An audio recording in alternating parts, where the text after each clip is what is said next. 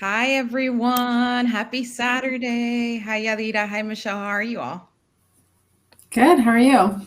Loving the fits. Can you say Hi, good? everyone. Thank you for being here today. Awesome. Well, just wanted to do a quick mic check. To everyone watching, happy Saturday. Welcome to the Latina Vote, how Latinas are changing politics, where we're going to discuss how organizations targeted the Latina vote in 2020, how Latinas impacted key states and races in the 2020 election, and then finally, what the Latina electorate has to hold in years to come. My name is Mayra Macias. I will be your moderator today. I'm very, very excited, very caffeinated. So we're ready to go. I currently serve as the Chief Strategy Officer for Building Back Together, which is a new C4 created a couple months ago with the goal of uplifting all of the really great policies coming out of the Biden Harris White House.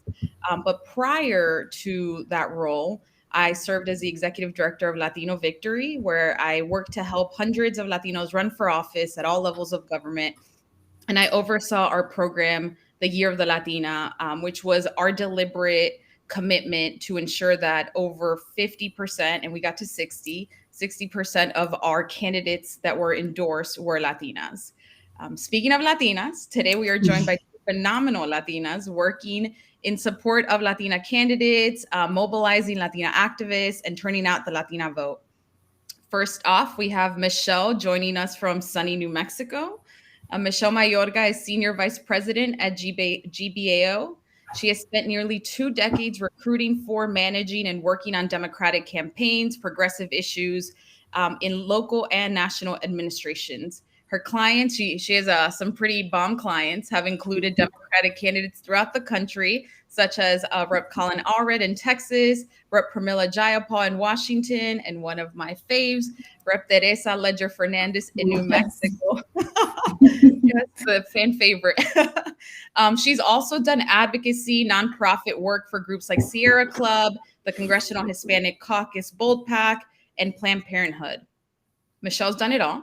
Outside of being a political operative, she's also served in government both at the local and national levels. At the federal level, she was appointed, she was a political appointee to the USDA's Foreign Agricultural Service under Secretary Tom Vilsack under the Obama administration. She is also a critically acclaimed operative. She was awarded the 40 Under 40 Award in 2016 by the American Association of Political Consultants. She hails from Nicaragua, or her family hails from Nicaragua. She grew up in South Florida, and now she's in Albuquerque. So thank you for joining us, Michelle. It was clearly a prerequisite to be a 40 under 40 and to be part of this panel because Yadira Sanchez, our second panelist, is also, she was a 40 under 40 honoree. Yadira is an advocate for Latinx civic engagement empowerment. She's worked tirelessly throughout her career to advance the rights and collective power of the Latinx community. I am so proud of her because a couple years ago, she co-founded and currently serves as the co-executive director of Poder Latinx, a civic and social justice organization dedicated to building Latinx political power. And they sure made an impact in the 2020 election cycle. We'll hear a little bit about the work that they did. Previously, Yadira served as a development director for Mi Familia Vota, where she helped to raise over $20 million. You need to raise the money to be able to do the work. So shout out to Yadira for raising that money. And expanded the number of strategic partnerships with major organizations and allies to increase year-round civic engagement. Yadira, as I mentioned, is also a 40 under 40 honoree. She's a daughter of immigrants and is originally from California and currently lives in Seattle, Washington. So thank you, ladies, for joining us. All right, so we're here to talk about the Latina vote. 2020 marked a record increase in Latino voter turnout, with Latinas leading the way. An estimated 16.6 million US Latinos voted in the 2020 election, which is a 30.9% increase from 2016. This increase played a role in several critical key swing states that the Biden Harris ticket won, including Arizona, Georgia, Colorado, New Mexico, Nevada, Pennsylvania, and Wisconsin. An analysis of precincts done by UCLA showed that Biden Harris won the Latino vote in these states by 3-1. And while this data is very promising, and we'll hear more about data from Michelle shortly, there's still so much work to be done that can be done to fully realize the potential of the Latino vote. And for the purposes of this panel, to realize the potential of the Latina vote. So before we start digging into more numbers, I want to get to know our panelists a little bit. And so first off, want to hear a little bit about what motivates you, what motivates you to do this work. So we're going to start off by sharing what is a Latina, or who is a Latina that inspires you or keeps you grounded in this work. So Yadira, let's start with you. Yeah, very excited to be here. Thank you, Myra, for the introduction. I'm very excited to be here with two other badass Latinas. So very exciting. To answer your question, definitely my mother is my motivation, is my inspiration, is what drives me, is what fuels me. I do this work every day with her in mind. Having been an immigrant and coming to this country undocumented, crossing the border, risking her life, she definitely portrays everything I believe the Latina has: strength, courage, humility, hard worker. So definitely all the work that I do is for my lovely mother. It's beautiful. Thank you, Yadi. Michelle. Yeah, so usually I talk about my great grandmother in this situation, who used to walk me to preschool every day to make sure that I could read, because that was very, very important to her. But I actually think I'm going to talk about, you heard us mention Teresa Leger Fernandez a little bit. So I think I'll talk a little bit about her and just how inspiring that work was. I have had the opportunity to work with several Latina elected officials. I also work with Veronica Escobar, and it is always so wonderful to be able to help elect somebody who you have so much in common with and you feel really, really represents you. And I also just happen to live in New Mexico, where Teresa is a member of Congress. And so I get up every day to do things like that. And so that's what inspires me to do this work day in and day out. I got chills hearing both of your answers, and I know nobody asked me, but what has been really inspiring, because so many of us, we didn't know that this was a career, right? We didn't know that you can work in politics. About the government side, but getting those people to be those government officials is a complete uncharted territory for many of us in the Latino community. And so I think what keeps me grounded, because we know that this work isn't easy. You all sacrifice so much to do this work, but you do it with such passion and conviction. And I'm always inspired by hearing Latinas like yourself who do this work, who juggle a family, who are the ones that make sure that their families are voting, because like my family says, you have to tell us who we need to vote for. And you're slowly you're the ambassador of civic engagement to so many people, and just that ripple effect that one person can have within our communities, which are, I think just naturally relational organizing spaces, is so empowering. And I could not think of a better way to spend my Saturday than to be inspired by you all as we, continue to do this arduous work. And with that, because now we need to hear about the future of the Latina vote. I shared a little bit of numbers, but Michelle here is an expert. And in 2020, we saw that while there was growth, there were some key differences in trends between the Latina and Latino electorate. And this was more pronounced in certain key swing states. As I mentioned, Latinas were critical in delivering states like Wisconsin, Georgia, Nevada, and Arizona. But to better help us understand why this was the case and what growth is still yet to come, I'm going to kick it over to our expert, Michelle, to talk through the growth of the Latina electorate. Yeah, I have a short PowerPoint presentation. I promise everybody it's very short, and we're mostly here to talk and have a discussion, but I do just want to do some level setting. So I'm going to go ahead and try to share my screen here. Give me 1 second. Give me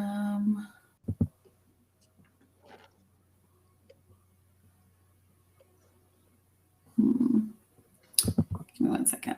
And as Michelle's getting her screen set up, if you all take any pictures or post online, make sure that you are using the hashtag NN21, but also Yadi, who can they tag? if they Please want tag Poder Latinx. So at Poder Latinx or Yadira Sanchez PL. and Michelle is busy, but if you want to tag my handle, it's La Chica Mayra, very on brand. And Michelle, what's your handle? On Twitter, I'm just at Michelle Mayorga. Yeah, sorry. Okay, I think I'm sharing. Can everybody see my PowerPoint here? Yes. Yes, wonderful. Technology. Okay, so we're going to talk a little bit about the Latina electorate. And just to level set, there are 32 million voting eligible Latinos in the United States. That doesn't mean that they're all registered to vote or that they're all voting, which we're going to talk about, and that's very important. But there are 32 million voting eligible Latinos in the United States. And if they did all vote, our country would be so amazing. Okay, sorry. 10.6% is the Latino percentage from the 2020 electorate. So that is the entire Latino community. It was up from 9.2 in 2016, which is very good news, and just shows how much more Latinos in general are participating.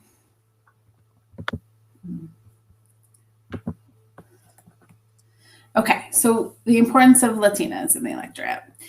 So what we're looking at here is, and also I want to say just thank you to Eki's research. I'm using a lot of their research, which is publicly available. Anybody who's interested, I suggest you go look. They have a lot of really great information.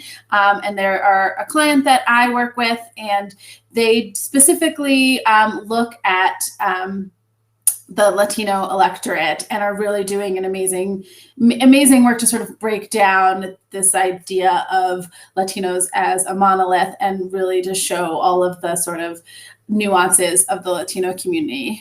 So thank you to them, and we're going to look at a little bit of their data. Latinas, as you can see here, are very, very supportive of Democratic candidates and progressive candidates.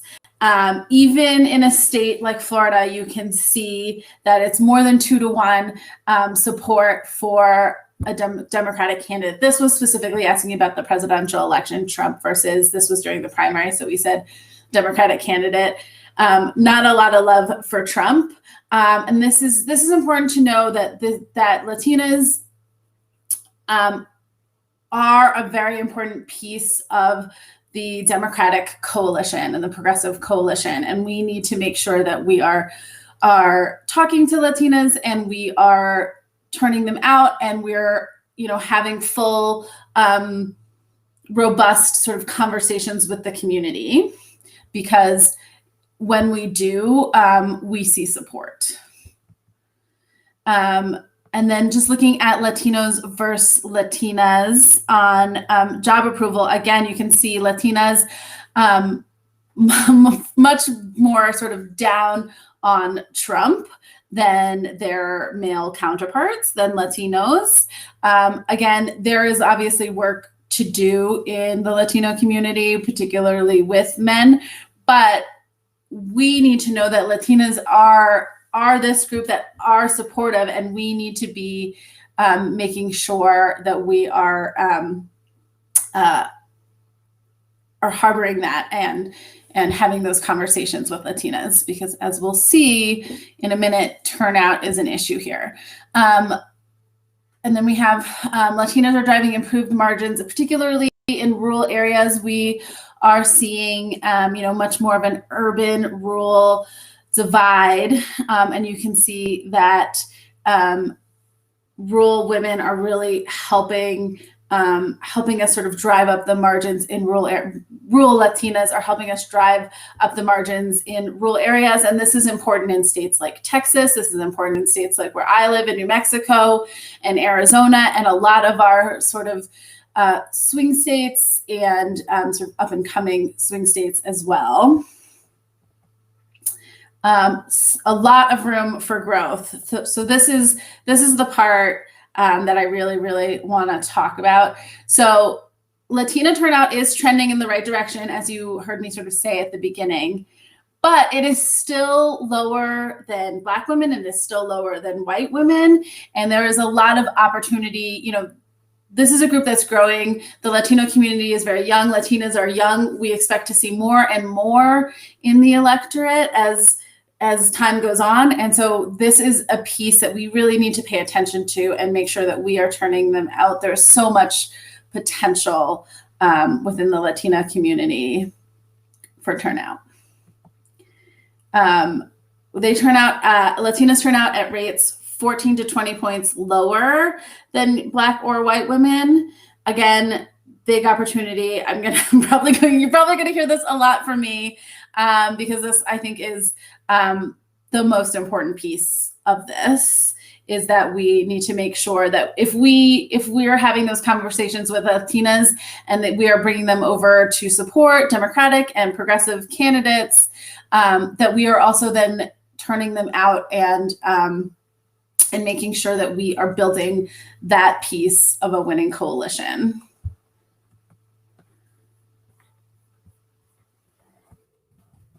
And that is my sort of level setting for this conversation. I'm going to stop sharing. Amazing. I think that you and I, and I'm sure Yadira, are going to sound like a broken record underscoring like the room for potential, because that's why I said, like, while there was growth, you know, we had an opportunity of 32 million and we had, you know, a little over half of that. So there's so much opportunity for growth that, you know, many of you watching are doing that work. And I want to hear from Yadira, who has been doing the work of engaging the Latino community for several years now. You know, talking to Latina candidates, talking to Latino voters.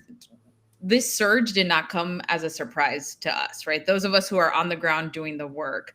And yet I think it came to a surprise, whether you looked at it glass half full or half empty. You know, it was the Latino vote is always, I feel like, a shock to folks and to pundits in particular. And you can spin it either way. But for those of us who are on the ground doing the work day in and day out, like, we had a pulse on the community throughout. Yadira and I got to work on a campaign that was launched in August, so a couple months before the election, called Vote Like a Madre. And I use this example because this campaign had no branding up until a couple months before the election. And it was a campaign aimed at getting mothers to commit to vote through a pinky promise. And it was, you know, supposed to be very focused on social media. You would post on Instagram. We got a lot of influencers to do the post and put money behind it. And folks within the campaign were very surprised at the level of engagement. Like, this is something I always say, like, your investment in the Latino community yields a huge return, right? Because unfortunately, the bar is so low that we see, and even in the work that I do now with Building Back Together, when we run Spanish ads, the level of engagement is higher. The completion rate, like, people sit and watch the entire video because there's such a gap in the ecosystem. So Yadira, I know that you've been doing a lot of work. You all had some really cool ads this cycle as well. Can you share some examples of either your organization or organizations that you have seen that do a really good job of empowering Latinas to get civically engaged? And feel free to talk about some of the really awesome work that Poder Latinx did, really tapping into our culture and youth culture in particular. Thank you, Myra. And I definitely want to echo what you mentioned, how this work has been long in the making. And we are really very fortunate for folks to be seeing it, but it needs to be more. There needs to be more investment in our community because the potential is tremendous. And we have a lot of work to do, but we definitely want to take a moment and uplift all the great work that was done for the presidential and, you know, up to this date. So I'm going to share a quick presentation as well. Promise, few slides only, just because I like visuals. I'm a visual learner, so I'm appreciating all the visuals. And just very quickly, if folks have any questions, because we can't see you, but if you type in the chat, we can get your questions. So if throughout the conversation there are any questions you have, please make sure to type them in the chat so that we can address them. Okay, so I will get it going. My name is Yadira Sanchez. I'm the co-executive director for the Latinx. And just very quickly to share just a little bit about our organization. We are a civic and social justice organization taking on an innovative, comprehensive civic engagement approach that intentionally integrates community organizing and leadership development into our civic engagement programs to build Latinx political power for our community. We were founded in 2019, and we have current operations in Florida, Georgia, and Arizona, Florida, and Georgia. And of course, we center all our work on 3 core issues: economic, environmental, and immigrant justice. And last year, it was a very interesting year, as everyone could probably agree, that we definitely did not see the pandemic coming. And we unfortunately had to develop a campaign to make sure that we continue building the momentum for our community. We couldn't stop, even though we had to pull our folks from the field. That gave us an opportunity to get creative. So Votar es Poder kind of emerged from that really interesting time. It served as a central umbrella for our remote and our digital efforts, and it was very strategically designed to target different segments of our community, because we're not all the same, while using our culture, our art, and by bridging culture, art with the politics. And I'm very excited to share a few of our projects that were designed to target the Latinas. So I'm going to talk about the the La Borinqueña webcomic, which we were very excited to partner with Somos Arte to develop a webcomic using La Borinqueña as a spokesperson. And I'm also going to be talking to you about some PSAs that we designed specifically to talk and target Latina voters. So La Borinqueña, as a webcomic, is our webcomic for the 2020 election. It was a series, became a series. At first it was 3, and we added another one. We used it infographics to engage with the youth in the Puerto Rican community in Florida. We partnered with actress and activist Rosario Dawson, who was the voice of La Borinqueña. And we also partner with Spanish media, make sure our partners at Univision knew we were working on this very important campaign. It really, through their partnership, we were able to spread this message to our community. And each episode really focused on a different segment of our civic engagement program: voter registration, voting early, getting out to vote, and of course, voting in the Georgia Senate runoff. And the last episode was even very tailored to our Mexican heritage voters. So I'm going to quickly play one of the episodes for you. It's only 30 seconds. Take your time. No rush. Yeah, give me 1 second. The U.S. Latinx population has the power to make a difference in this election. Wait, what's that billboard say? Poder Latinx. I'm La Borinqueña. I'm here to ensure our vote counts and is protected. Be safe. Use your power to vote with absentee ballots. Don't forget, sign the back of the envelope. We have the power to make a change in our country. Somos ciudadanos y tenemos el poder Latinx. Text Poder to 52886 to register to vote. Together, we can make a difference and show our country nuestro poder Latinx.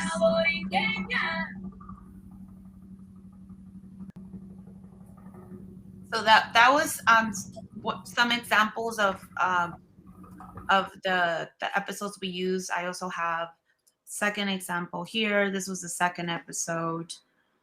2020 is the most important election of our lifetime as U.S. Latinx. We're coming together to show our country nuestro poder Latinx. We have power in numbers that will show up early in this year's election. Make sure your vote counts early with your mail-in ballot. The power is ours to make change in our country. Vote early. Text Poder to 52886 for polling stations. Make a difference and show our country nuestro poder Latinx.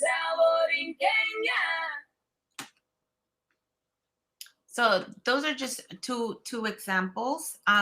We also partner with Election day is here. Now is the time for all of us to get out. Wanted to do replay here. We also partner with She Se Puede, not Poderistas, to make sure that we were talking and engaging Latinas one-on-one, having Latina PSAs from Latina to Latina. Again, we partner with Univision and we ran these ads in key districts in Arizona and Georgia and Florida to make sure that we were speaking from a Latina to a Latina, empowering them to participate in our election. I actually also have the PSA that we were running. I'm like all excited with all this technology now we have available. Here is one from Carolina Guerra Ruben that I'm going to show you all. It's loading and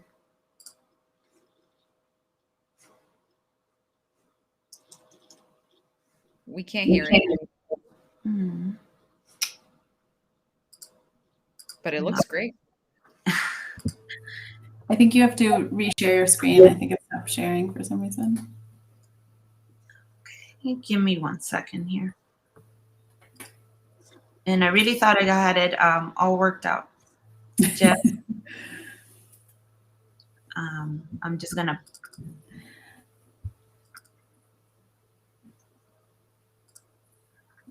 Okay, I'm gonna share it now. Share my screen.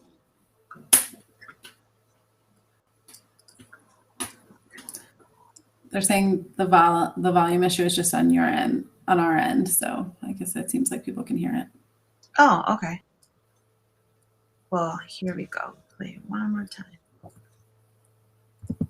A ver, seamos honestas. Ustedes saben perfectamente que son las jefas en sus casas y también pueden ser las jefas en sus comunidades. Cuando las latinas votan, las comunidades y en sus casas también votan. Tenemos el poder, usémoslo.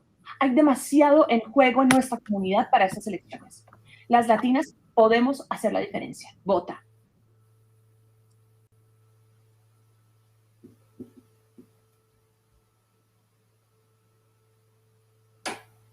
So these were the ads that we ran in partnership with Univision, and of course, as She Se Puede, that we got really good feedback. Like you mentioned, Myra, we were seeing folks actually playing through the whole ad.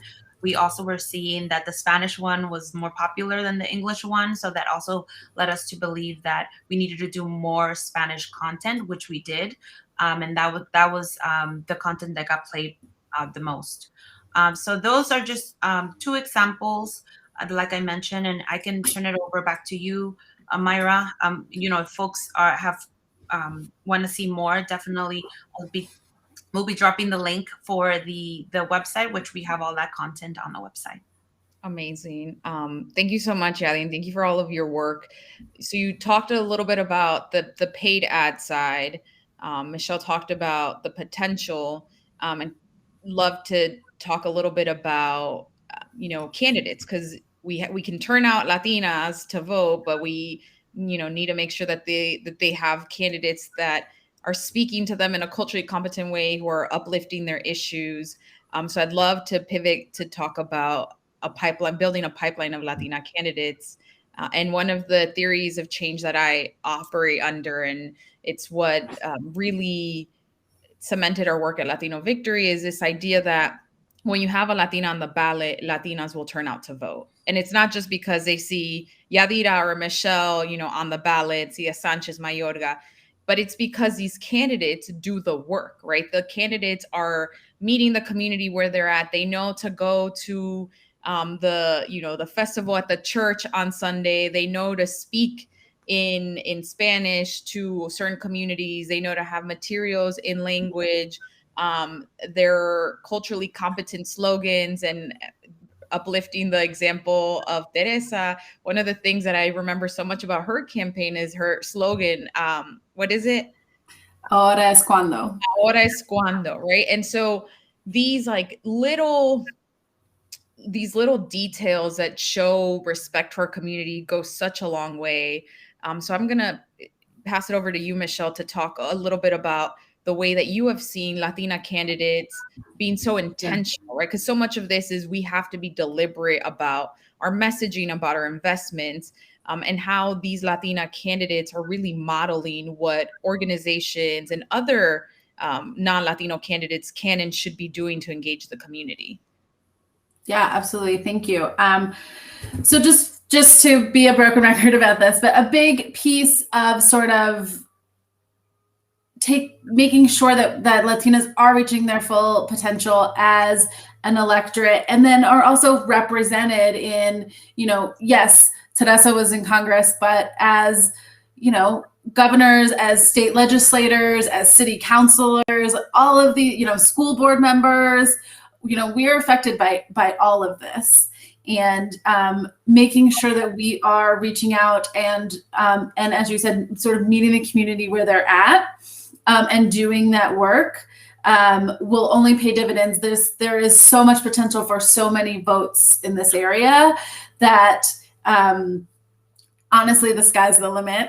And just to talk a little bit about, we'll use Teresa Leger Fernandez in New Mexico as the example.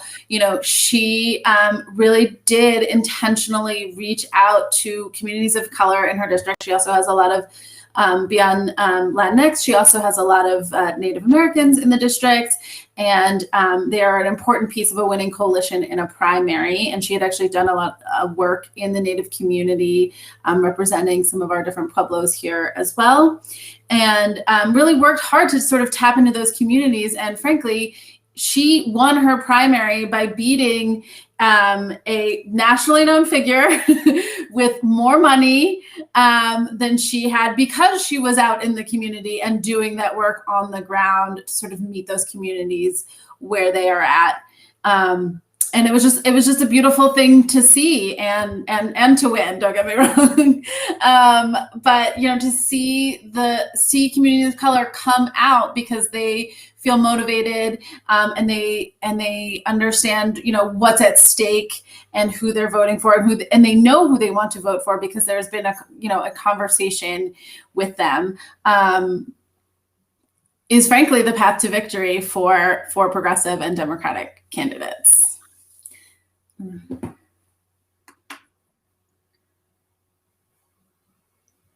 I think you're muted. Sorry, I'm over here talking to myself. Something you said, Michelle, just like prompted this frustration that I have when talking about Latino engagement. And it's that often, and I will, let me preface by saying that I think 2020 has shifted this mindset a bit. But often when we were thinking about turning out Latino voters, Latinos and Latinas were specifically seen as like mobilization targets, right? We talked to Latinos a couple months before the election, and it's never to persuade them. It's more to just get them out to vote, with the assumption being you're going to vote democratically. You made a great point about Latinos being part of a coalition for primaries. And that's something that I don't think many people really like think about or engage or invest in that type of engagement. So I don't know if there are any thoughts or if you think that has now since shifted.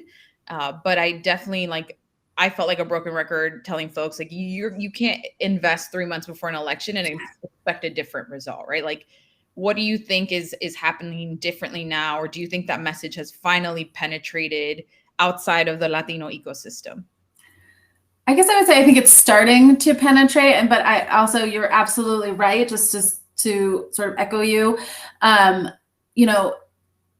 as a mobilization target, you're going to get people who are at the higher scale of motivated to vote, right? You're not having sort of those deep conversations. You're not taking the time to figure out what is going to move these people. And one of the things that we find in polling is that a lot of times Latinas, when we ask Latinas why they didn't vote, a lot of times they say that they don't feel like they had all the information they needed to go and vote.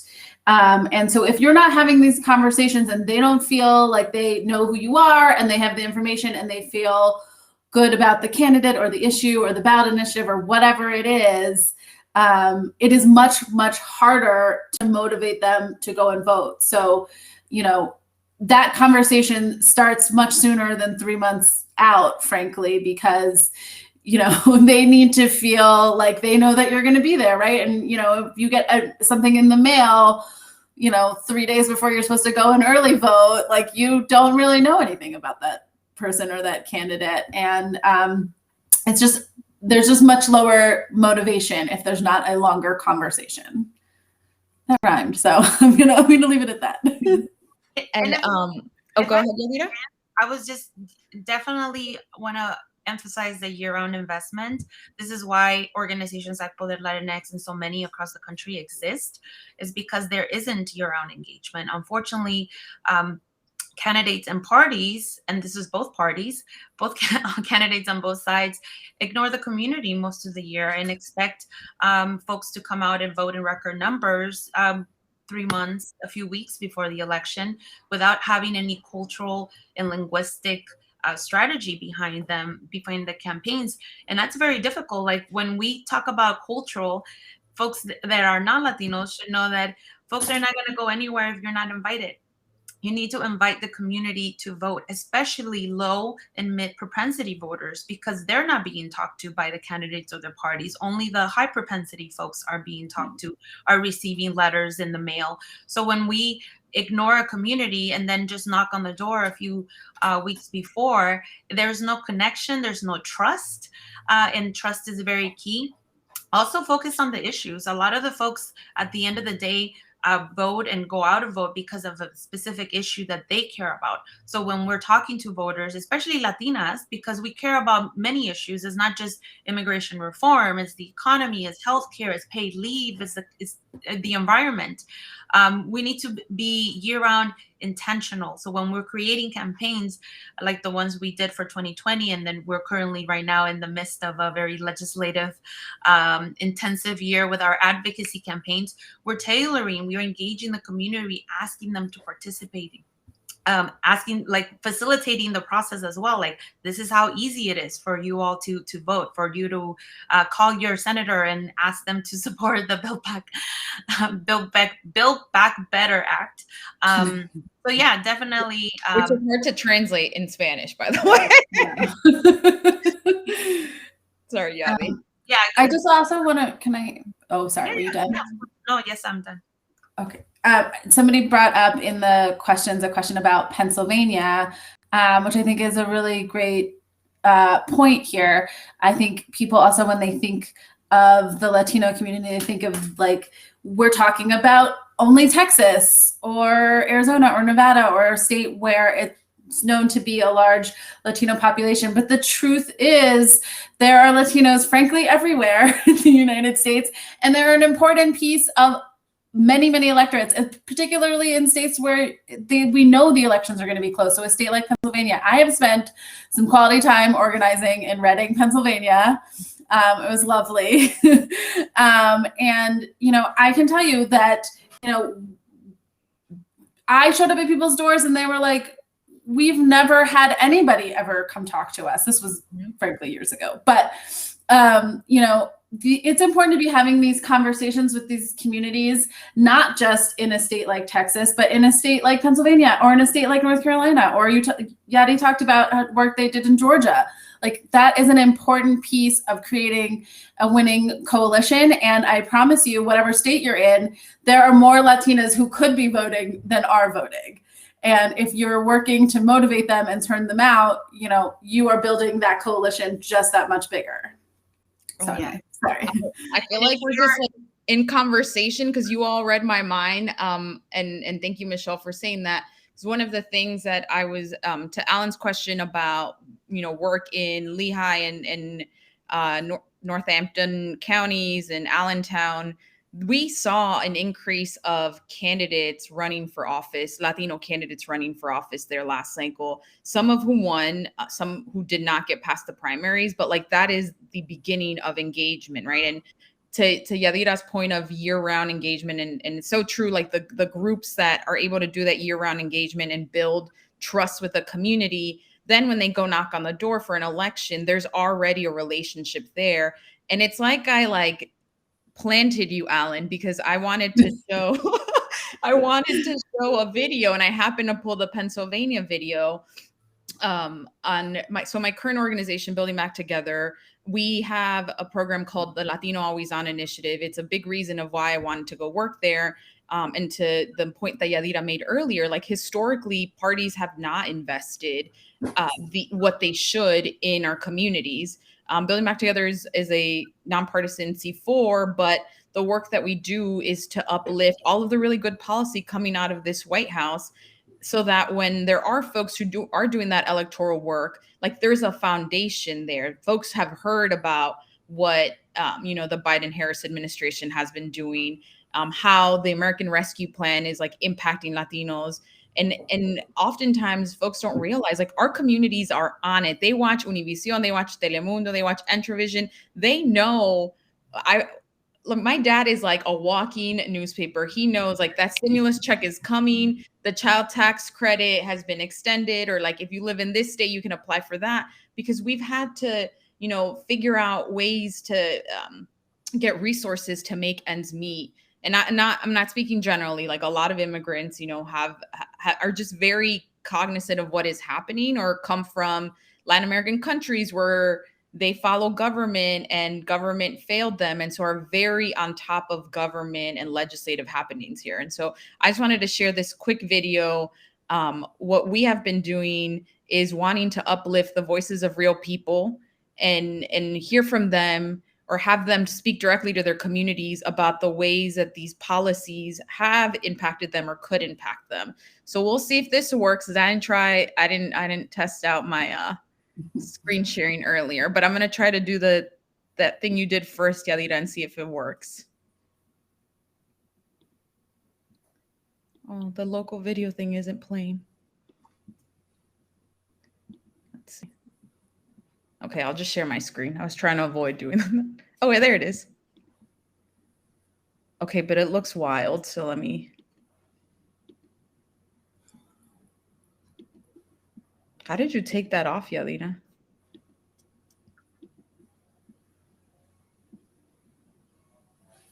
All right, we're going to share screen.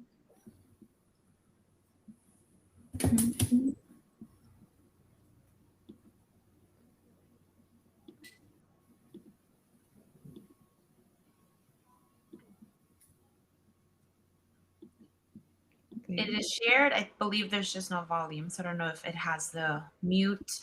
Can you see my screen now? No. Mm-hmm. No. Let's see. Share screen. Oh. There it goes. Okay. Did it work? Oh yeah, that was, well, it's fine. I can just share the video later. I don't know how to take this little video thing that I posted off. I don't know if you know how yet. Oh, there it goes. Okay, one last try. Okay, it's saying I can't share my screen, which is, it's fine. So in any case, but if you go to, well, I'll try to put the link on here. But the point being that we have to do year-round investment. We have to uplift the voices of local trusted messengers, because that is the way that we're going to be able to penetrate communities. As Yadira said, like, having groups that are doing year-round communication is fundamental. And I know that we're getting close to time, so I want to pivot to talk about the why, right? So we talked about the growth, we talked about year-round investment through organizing, we talked about ads, we talked about the candidate piece. But for those watching who may not, be Latino, but want to do this work, I'd love to hear from you on, like, why it is important that not just Latino-led organizations or Latino organizations invest in this work, right? Again, like, part of what I'm really excited about this current role is that we are investing in the community now. We are doing the work to build the relationships with the community now. And other organizations can and should be doing this. So just wanted to hear from you on what happens when we do invest in Latinas specifically, and why should organizations invest in either building Latina pipelines, turning out Latina voters, mobilizing Latina activists? Yadira, do you want to start? Yeah, I mean, definitely we need more investment, especially after hearing that presentation from Michelle, like the opportunities there. We're seeing how Latinas are going to be, in a way, leading the Democratic Party from the Latinx constituency. But we need more investment because we don't need just voters. We also need civic leaders. And there's a very few of us that are in this space. You probably see Myra all the time as doing all these panels, but we need more Myras. We definitely need more representation across the board. So we want to create, Poder Latinx wanted to create an environment where Latinas felt comfortable and confident, not only to run for office, but if they didn't want to run for office, to be a civic Latina leader in their community. So we launched our Poderosa Fellowship last year in the midst of the pandemic. Brought in a cohort of 14 young Latinas, and really started doing a lot of training, a lot of workshops to teach them how to phone bank, how to text bank, how to do webinars, how to speak to their communities about the importance of the vote. Teach them also about the history of the vote, because our educational system, unfortunately, does not go as deep as it should when it comes to civic education. And we've seen so much growth and development just on this small cohort. And we're excited that we're going to be launching second cohort at the end of this year and bringing more opportunity, bringing more diversity from our community. So making sure that those voices that are more directly impacted with a lot of the issues that matter to our community are getting the skill sets, are getting the training. We also are excited that we have a madrina component, and I'm very happy to say that Myra and Michelle both serve as madrinas to our fellows. And what that means is, like, I don't want to speak for Michelle and Myra, but doing this work, we came in very much by chance and, in a way, destiny. It was not us going to school and saying, this is what I'm going to do when I grow up. And we definitely want to change that. We want to make sure that folks, young Latinas, know there is a path and a career to do this work for our community, that you could be an executive director, you could be a pollster. The only Latina pollster that I know is Michelle. Yeah. So you could do all these different careers that are involving civic engagement, are involving our community, is a way for us to give back and bring as many more young Latinx folks into this space. So we were very excited to launch it. We're definitely looking for more partners. These fellows need homes. They're trained and they're eager to start their career path. So if there are homes that we can place them with partners as associates, as fellows, some of them as interns because they're still in school, we'll be more than happy to partner. And I'll also drop the link there of our Poderosa link for you all to get more information. But yes, Latinas are the future. So we're excited to be building that pipeline.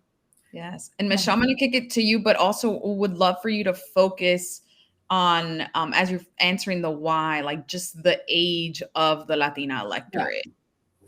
Absolutely. So first of all, thank you, Yada. You do such amazing work, and I'm so glad that you're out there doing it. So thank you.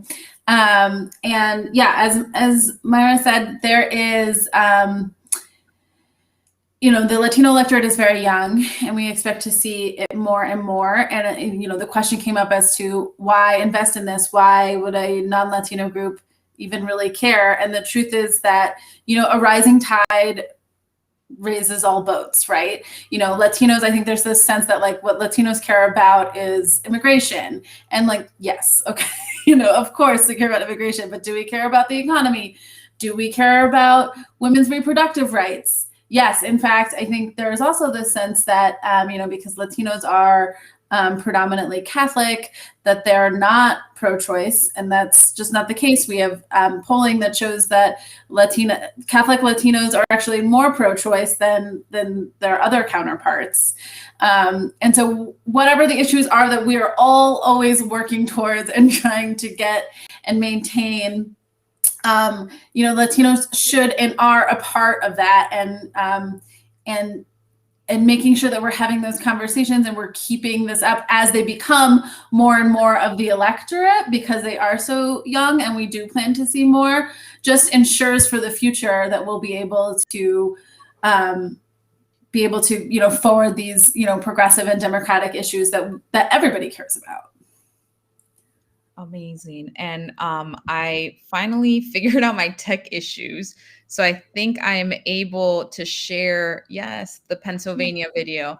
And I will preface this by saying, if you are not a Latino-led organization, there are ways for you to engage in this work. And the caveat being, like, make sure that you have someone on your team or a consultant like a Michelle, or work with partners like a Yadira to make sure that you are being culturally competent and hitting the right messaging and right tone. So this particular ad, we had a Latino-led firm do the production and create the piece with the idea being that we wanted to make sure to uplift like this local voice in a way that was, culturally competent, but also like very localized. So I will play. This was Stephanie from Pennsylvania. La pandemia afectó a mi familia. Fue muy difícil para tratar de hacer el trabajo de la casa en la computadora y también hacer la escuela en la casa. Con el Child Tax Credit yo lo usé para asegurarme que yo tenía el seguro médico para la nena pagado y que tenía potería y agua en la casa. Los latinos tenemos que seguir empujando y luchando. Joe Biden está ayudando a la comunidad de nosotros. Si necesitan ayuda, hay ayuda. Gracias, presidente Biden, por luchar por todos nosotros. La pandemia afectó a mi familia.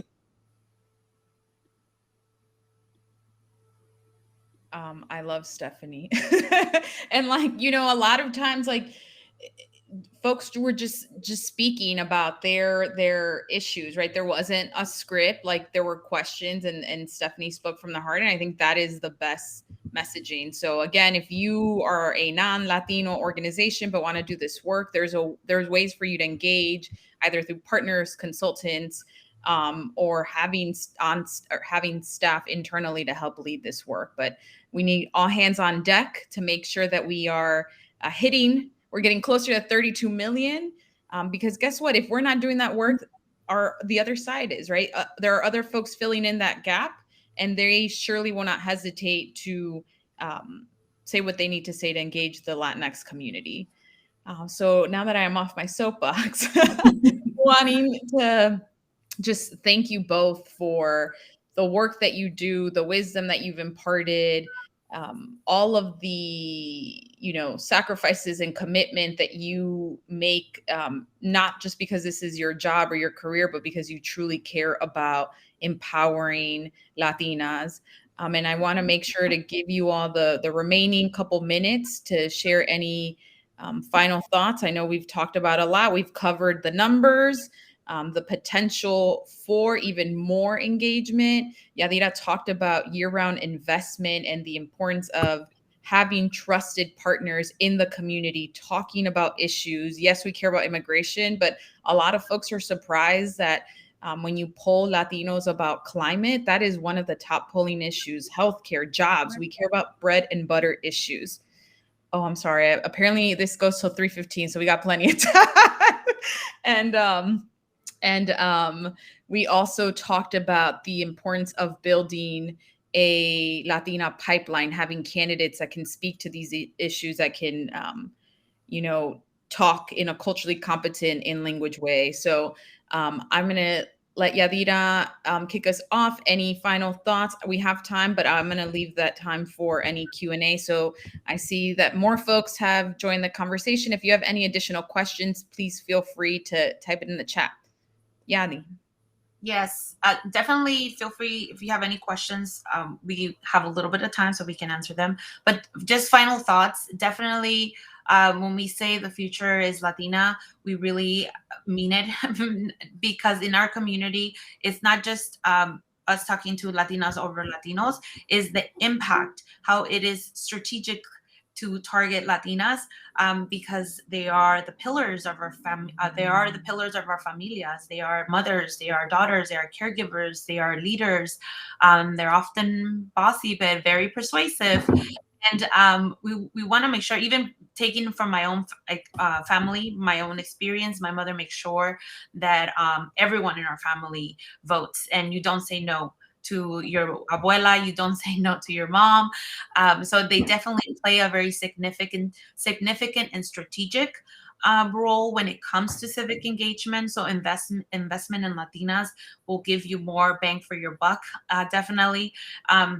Also want to say that our demographic, especially young Latinas, is very very much young and thriving, and definitely doing more work around fellowships, internships, investment on that leadership. It's going to go a long way, not just for Latinx civic engagement, but for every single issue. Because like I mentioned earlier, we care about more than just immigration, which we care very deeply about, but many other important issues like economic, like environmental, healthcare, education. You say it, and it's the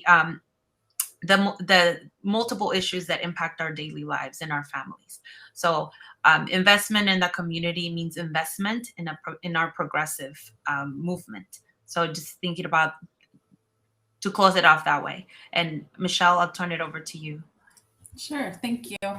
I guess my parting words would just be, I think I've talked a lot about the potential, and there is a lot of potential out there, but I also want to say, you know, it is different from community to community. Latinas are not we're not even all from like the same country necessarily. And so it varies very much. And so to the extent that people are doing this work in their local area, you know, please make sure that you are taking the time to sort of get to know the community and listen, because, you know, it is not a monolith. There is a lot of opportunity and there is a lot of potential. But if you are not tapping in the right ways, then you know, we don't necessarily all benefit from that that potential. So making sure that you know, we are thinking about all of the ways that we can reach out to Latinas and just you know, not treating Latinos generally as if they're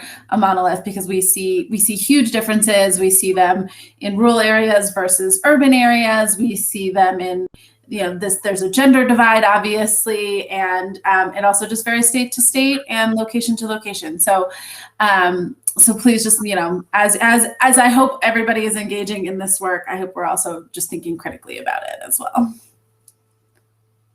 I think that is like the key takeaway from the 2020 election, where I saw reporters and pundits like finally understanding the Latinos are not a monolith. So thank you, Michelle, for bringing that up.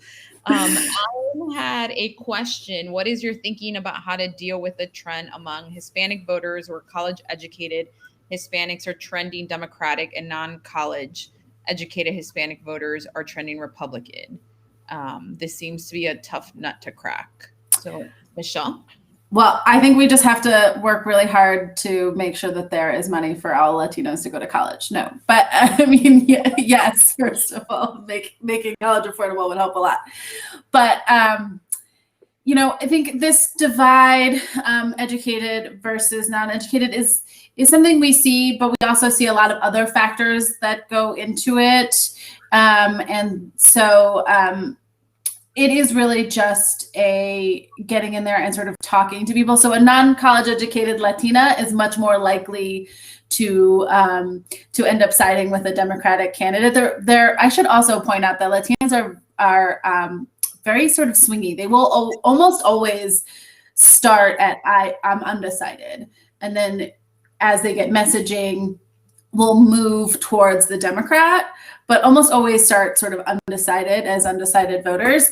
And a Latina is much more likely to sort of move toward a Democrat or a progressive candidate than a Latino. And so we see a lot of also sort of gender divide in there. But this is what I was saying about, not being a monolith. There are areas where college education is the divide, but, you go down to Miami and you start talking to Cubans and that's not the divide at all. So you just got to sort of like know your area. And frankly, you got to talk to people and figure out what it is that is the disconnect and figure out how to connect. And that can be on a variety of different demographics, including education and gender and location and nationality. And we've also seen differences by generation. So if you're a first generation or you're an immigrant to the United States, you're actually also more likely to be more sort of democratic and more progressive than maybe somebody who's been here, whose family has been in the United States for 15 generations. So yeah, there's just a lot of factors to look at for sure. And it's just all about knowing your people and knowing your voters. I would also add that there needs to be more investment on voter education. How we typically see a civic engagement, we only see voter registration and getting them out to vote. That's how we typically see civic engagement. But the voter education piece is a very important component because that's where we could dive into the platform these candidates are running based on and base it on the issues. Is this going to really benefit you as a voter, as a Latina at the end of the day?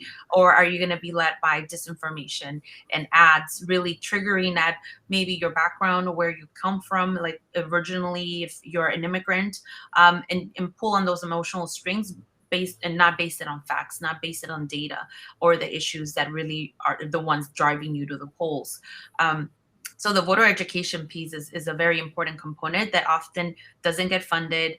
When we think of programs, we just think register and get them out to vote as if like automatically it's going to be voting a specific way, where we saw the 2020 election really did launch a mass disinformation campaign using a lot of good consultants, I guess, because they were very tailored to the communities they were targeting. And we need to do our job to educate the voters to make sure that they have the facts, that they are voting for their best interests, voting for their families, and at the end of the day, for better lives in this country. Yeah, I think we could have a whole hour and 15-minute conversation on dis and misinformation, but thank you, Yadira, for bringing it up. And I think underlying what both Yadira, you and Michelle said is, and to Alan's question about the education divide, is information, right? Like just making sure that there is information, that we're engaging with the communities regardless of the various factors. And Yadira, I was hoping you started talking a little bit about this with the onslaught of disinformation that we saw in the 2020 election, but that has continued, particularly around like COVID vaccination, right? We're seeing a lot of like WhatsApp messages. My mom showed me a video that was like a fake pastor. It wasn't like a real church, but someone who was pretending to be a pastor talking about vaccines and how they were not of God, like just really like digging deep into like forms of communication that we already engage in. And like, as you said, like very much tailoring to the community. And Poder Latinx has done such great work of tapping into like trusted news sources in the like Spanish speaking community with Univision and all of the partnerships that you all have. So I was wondering if you could share a little bit and thinking about like that education divide, like how there's so much potential to do more engagement using Spanish language media. Yes, we are very happy to be a partner of Univision, especially during the pandemic. I always tell folks that they allowed us to be in our community's living room and share this information of what was happening. So we are right now having weekly segments with them on our Eco Poder program, where we're talking and educating the community on climate, its impacts on the current legislation and what is at stake for our community. So having that partnership, talking to the community in the language they feel comfortable, and it's not only Spanish, because we also do a lot of work digitally through Facebook, through Instagram, through other partners that are not Spanish media, to target the younger folks, the Latinx, only sometimes only English-speaking folks. So we make sure that we are partnering with Spanish media, again segmenting the message to the portion of our constituency, of our community that we're trying to target. And I see we have some questions on. So Andrea said, disrupting the narrative of racial monoliths is central to what we do. Just being able to campaign on your policy versus identity. There's goal of changing voting method itself to promote the ability for different candidates from the same group to campaign on what sets them apart. We see constant electoral losses amongst quality Latino candidates who split the vote. Ooh. And by default, a less popular candidate actually wins. I have definitely seen that happen. I think, I don't know if either of you have thoughts about that. I mean, I am very much of the belief that if you want to run for office, you should. But I also think that, like, endemic in that is that we don't have enough infrastructure to support Latino candidates. There are a handful of organizations who do that work. I know we didn't delve too deeply into it, but maybe Michelle, you can talk about the work that Emerge does of like helping support candidates, because I mean, we saw that I think there were multiple Latino candidates in Teresa's primary. There were. And some who just did not have the infrastructure, frankly, to like set up the campaign that would enable them to win. And so would love to hear, Michelle, of organizations that you know locally or nationally that are doing this work of supporting Latina candidates. Yeah, absolutely. So I work very closely. I'm actually on the board of Emerge New Mexico, and I've been a trainer with them.